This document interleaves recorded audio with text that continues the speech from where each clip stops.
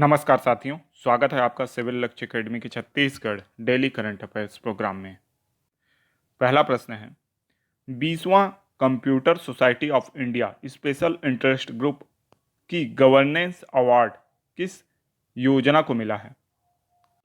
तो इसका सही जवाब है गोधन न्याय योजना। तो गोधन न्याय योजना को 20वां computer society of India special interest group e governance award प्राप्त हुआ है। ठीक है, तो इसको याद रखना है।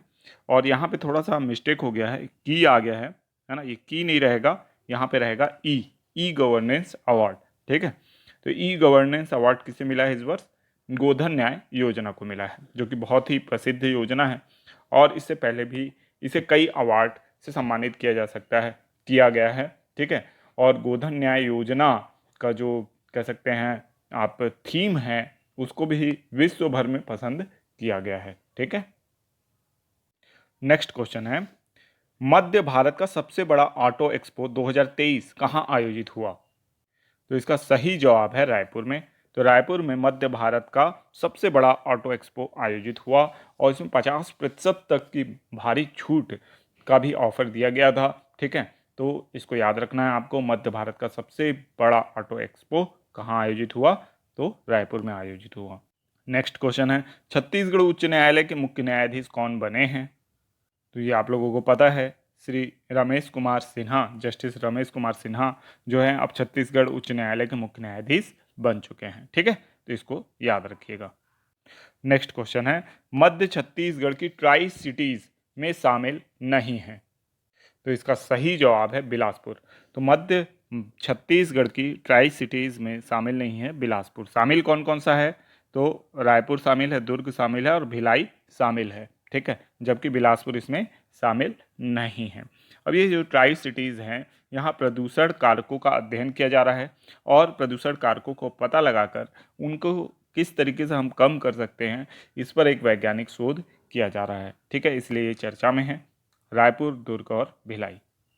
नेक्स्ट क्वेश्चन है, भारत सरकार ने वित्त वर्ष 2023-24 के लिए छत्तीसगढ़ की मजदूरी दर कितनी तय की है? ठीक है, तो इसका सही जवाब है 221 रुपये। तो छत्तीसगढ़ की जो मजदूरी दर है वो 221 रुपये तय की गई है। इसमें सब सर्वाधिक जो मजदूरी दर है वो हरियाणा राज्य के लिए तय की गई है ना। मध्य प्रदेश और छत्तीसगढ़ जो है ये सबसे कम मजदूरी दर तय किए गए हैं यहाँ पे 221 रुपये। तो इसको याद रखिएगा। और ये मजदूरी दर जो है ये मुख्यतः मनरेगा मजदूरी दर है। ठीक है, तो दैनिक मजदूरी लगभग 221 रुपये है। ठीक है, नेक्स्ट क्वेश्चन है, हाल ही में किस रोग के लिए राष्ट्रीय नियंत्रण कार्यक्रम लॉन्च किया गया है? तो इसका सही जवाब है रेबीज। ठीक है, तो अब जो रेबीज है, जिसके विषय पे हमने पिछले किसी वीडियो में चर्चा भी की थी कि भारत में सबसे घातक रोगों में से एक है रेबीज, जिसमें विश्व भर का 1/3 मामला जो है वो भारत में आता है और जो इसकी डेथ रेट है वो बहुत ज़्यादा है। जैसे कोरोना की डेथ रेट बहुत कम थी, 0.2% थी, या 1 से 4% के आसपास थी। इसकी मॉर्टेलिटी रेट जो है वो बहुत ज़्यादा है, 75 से 100% के आसपास इसकी मॉर्टेलिटी रेट है। अगर रेबीज हो गया तो मरीज का बचना लगभग नामुमकिन होता है। और ये जो रेबीज है ये रेबीज वायरस से होता है, वायरल डिजीज़ है। कुत्ता, बिल्ली, बंदर आदि जो कैनाइन दांत वाले जानवर हैं उनके कारण ये होता है। वर्ल्ड रेबीज डे जो है वो 28 सितंबर को मनाया जाता है, तो इसको भी याद रखिएगा कि 28 सितंबर को वर्ल्ड रेबीज डे मनाया जाता है। लुई पास्चर जो थे, जिन्होंने रेबीज के टीके की खोज की थी, इनकी जो पुण्यतिथि है इस समय, है ना, 28 सितंबर को, तो उनकी याद में वर्ल्ड रेबीज डे जो है मनाया जाता है। इसको भी याद रखिएगा। और भारत ने बहुत से रोगों को एक्सटिंक्ट कर दिया है, जैसे कि पोलियो को भी हमने जड़ से उखाड़ फेंका है। इसके अलावा चेचक पर हमने विजय पाई है। ट्यूबरकुलोसिस पे भी हम विजय पाने के ओर बढ़ रहे हैं। 2025 तक का हमने लक्ष्य रखा है कि टीबी को भी हम पराजित कर देंगे। इस तरीके से अब रेबीज नियंत्रण कार्यक्रम भी हमारे यहाँ लॉन्च किया जा रहा है। तो इस संदर्भ में भारत की ब्रायन ट्रेसी का एक कथन बहुत स्पष्ट होता है कि स्पष्ट और लिखित लक्ष्य वाले लोग कम समय में उतना हासिल कर लेते हैं जितना दूसरे लोग सोच भी नहीं सकते हैं।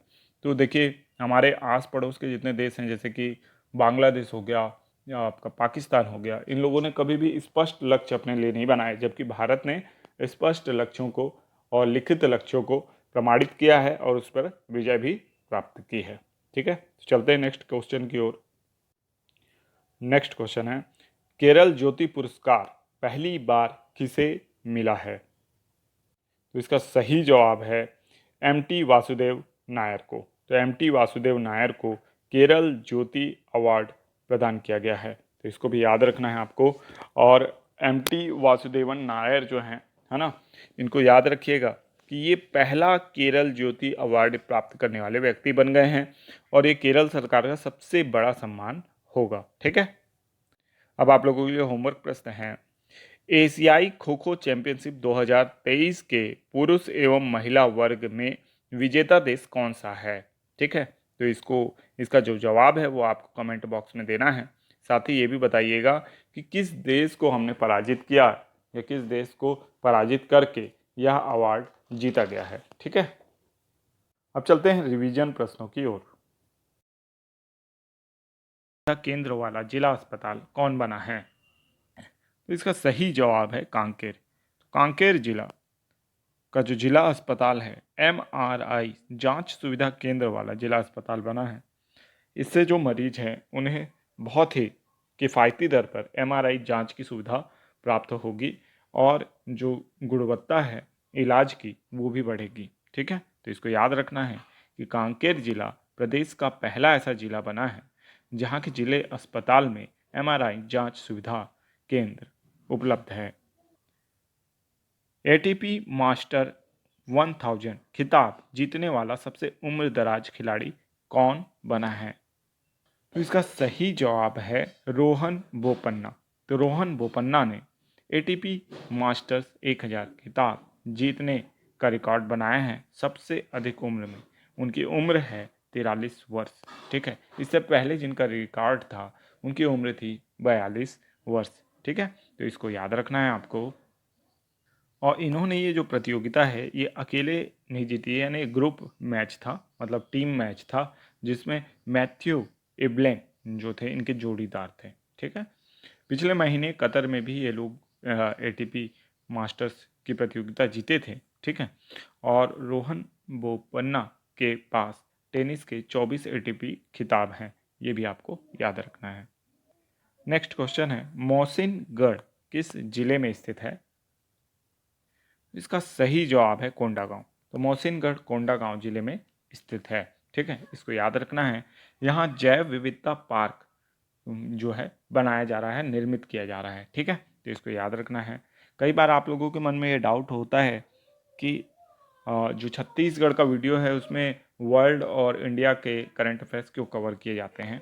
देखिए, क्वेश्चन काफ़ी कम रहते हैं, वीडियो बहुत ही छोटा बनेगा तो आपको देखने में मज़ा नहीं आएगा एक दो क्वेश्चंस के जो वीडियो है। ठीक है, इसलिए भारत का और विश्व का जो करंट अफेयर्स है, क्योंकि वो भी एग्ज़ाम में आता है छत्तीसगढ़ PSC व्यापम के एग्ज़ाम में, तो उसको भी हम कवर करते हैं ताकि वीडियो की लेंथ एक कह सकते हैं सम्मानजनक हो, जिससे आपको देखने में भी अच्छा लगे और रिवीजन वगैरह भी हो पाए। ठीक है, कई दिन ऐसे भी गुजरते हैं जब CG का एक भी क्वेश्चन नहीं होता करंट का, उस दिन भी वीडियो हम चाहते हैं कि आपको प्रोवाइड करें, इसलिए हम क्या कह सकते हैं वर्ल्ड के और भारत के करंट अफेयर्स को कवर करते हैं। ठीक है, नेक्स्ट क्वेश्चन है, छत्तीसगढ़ में कितने खेलो इंडिया लघु केंद्र हाल ही में खोले जाएंगे? तो इसका सही जवाब है 10। ठीक है, तो छत्तीसगढ़ में खेलो इंडिया लघु केंद्र 10 और खोले जाएंगे। ठीक है, और टोटल जो खेलो इंडिया स्कीम के तहत केंद्रों की संख्या जो है वो 24 हो जाएगी। ठीक है, तो इसको भी आपको याद रखना है। नेक्स्ट क्वेश्चन है, छत्तीसगढ़ में पहला गवर्नमेंट इंटरनेशनल स्कूल या बोर्डिंग स्कूल कहाँ निर्मित किया जा रहा है? इसका सही जवाब है नवा रायपुर। नवा रायपुर में गवर्नमेंट इंटरनेशनल बोर्डिंग स्कूल निर्मित किया जा रहा है, जो राज्य का पहला बोर्डिंग स्कूल होगा जो गवर्नमेंट के द्वारा संचालित होगा। और निश्चित ही इससे जो राज्य और रायपुर है उसके जो छात्र हैं उनको लाभ मिलेगा और गवर्नमेंट स्कूल की फ़ीस में इंटरनेशनल बोर्डिंग स्कूल की जो फैसिलिटीज़ हैं, है ना, वो सारी यहाँ पे प्रोवाइड की जाएंगी। ठीक है, तो इसको भी आपको याद रखना है। नेक्स्ट क्वेश्चन है, लग्जर राइटिंग के ब्रांड एम्बेसडर कौन बनाए गए हैं? इसका सही जवाब है विराट कोहली बनाए गए हैं। ठीक है, तो विराट कोहली को लग्जर इंडिया का ब्रांड एम्बेसडर बनाया गया है, तो इसको याद ही रखना है। साथ ही साथ में हैंड एम्बेसडर, सबसे पहला हैंड एम्बेसडर सचिन तेंदुलकर को बनाया गया है। इस सेवलॉन इंडिया के द्वारा बनाया गया है। और जो हाथ की सफाई है ना, उसकी जागरूकता के लिए हैंड एम्बेसडर बनाया गया है सचिन तेंदुलकर को। तो ये दोनों ही तथ्य आपको याद रखना है। अभी हाल ही में कुछ दिन पहले बायोकॉम 18 ने महेंद्र सिंह धोनी को क्या बनाया था? ब्रांड एम्बेसडर बनाया था। तो इनका भी नाम याद रखना है कि बायोकॉम 18 ने महेंद्र सिंह धोनी को क्या बनाया? ब्रांड एम्बेसडर बनाया है। और इससे पहले सूर्य कुमार यादव भी क्या बन चुके हैं? ब्रांड एम्बेसडर जियो सिनेमा के। तो जियो सिनेमा के ब्रांड एम्बेसडर कौन बने? सूर्य कुमार यादव। बायोकॉम 18 के महेंद्र सिंह धोनी। विराट कोहली किसके ब्रांड एम्बेसडर हैं? तो ये हाल ही में बने हैं, अभी अभी। किसके? तो लग्जर राइटिंग के। और सचिन तेंदुलकर जो है हैंड एम्बेसडर बने हैं सेवलॉन इंडिया के। ठीक है, नेक्स्ट क्वेश्चन है, रमेश सेलार ने किस जल डमरू मध्य को सबसे कम समय में पार करने का रिकॉर्ड कायम किया? तो इसका सही जवाब है पाक स्ट्रेट। ठीक है, तो पाक स्ट्रेट को रमेश सेलार ने सबसे कम समय में पार किया और ये 5 घंटे 30 मिनट में पार कर लिया इन्होंने तैर कर। ठीक है, इससे पहले जिनका रिकॉर्ड था वो 8 घंटे का रिकॉर्ड था पार करने का। और इन्होंने, रमेश सेलार ने, तमिलनाडु से धनुषकोटी की जो दूरी है वो आपका 5 घंटे 30 मिनट में ही पार कर ली। ठीक है, तो पाक जल डमरू मध्य को पार करने वाले, सबसे कम समय में पार करने वाले व्यक्ति बन गए हैं रमेश सेलार। इसके अलावा हम लोगों ने मिहिर सेन और आरती साहा का नाम सुना है जिन्होंने इंग्लिश चैनल को पार किया था। ठीक है, इसको भी याद रखना है। अच्छा, आपसे एक क्वेश्चन है कि पाक स्ट्रेट या पाक जल डमरू मध्य का नाम पाक जल डमरू मध्य क्यों पड़ा, या पाक नाम क्यों पड़ा इसका? कोई आप में से अगर जानता हो तो ज़रूर कमेंट बॉक्स में बताएं।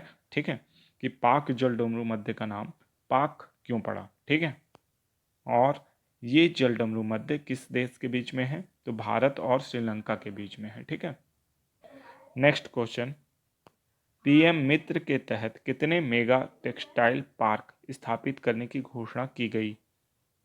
इसका सही जवाब है 7, है ना। तो पीएम मित्र के तहत कितने मेगा टेक्सटाइल पार्क स्थापित किए गए? 7 मेगा टेक्सटाइल पार्क।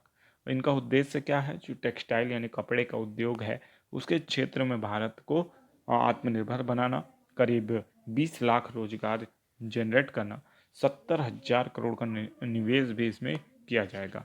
और ये जो मेगा टेक्सटाइल पार्क्स हैं ये कहाँ बनाए जा रहे हैं? तो तमिलनाडु, कर्नाटक, महाराष्ट्र, गुजरात, मध्य प्रदेश, यूपी आदि राज्यों में